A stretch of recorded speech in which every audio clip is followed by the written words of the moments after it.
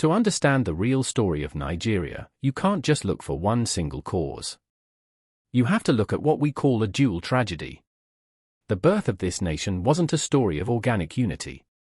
It was actually a classic case of geopolitical engineering, gone wrong.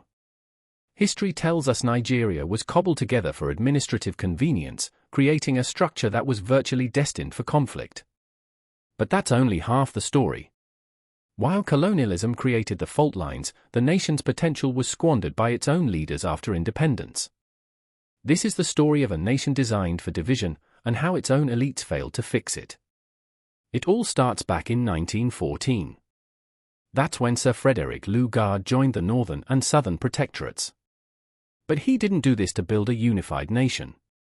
The motivation was strictly about money. The British administration needed the budget surplus from the South to pay off the deficits of the North. It was basically just an exercise in administrative accounting. The result was forcing distinct peoples and faiths into a single, fragile state. They drew arbitrary lines without caring about the complex ethnic communities on the ground. Even back in 1948, leaders like Abu Bakr Tafawa Balewa saw that this national unity was entirely artificial.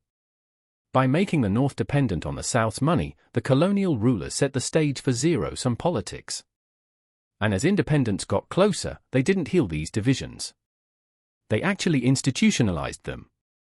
Starting in 1946, new laws partitioned the country into 3 distinct regions. Instead of bringing people together, this fostered loyalty to ethnic groups rather than the nation. It created a weak center and powerful regions.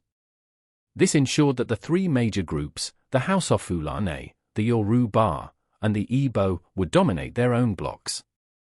When the First Republic launched in 1960, the cracks were already there. Political compromise was almost impossible. This led directly to the chaos of the mid-60s. We saw census crisis, election violence, and finally, the military coup of January 1966. The devastating civil war that followed was tragic proof that the colonial structure had failed. It just couldn't survive internal stress. However, we can't blame everything on the British Empire. The second part of this tragedy is the failure of Nigeria's own leaders. Post-colonial elites inherited this flawed state. But they chose to treat it as a vehicle for their own personal wealth. The discovery of oil in 1956 really sped up this decay. Nigeria became a textbook case of the resource curse. Instead of building institutions, leaders engaged in reckless spending.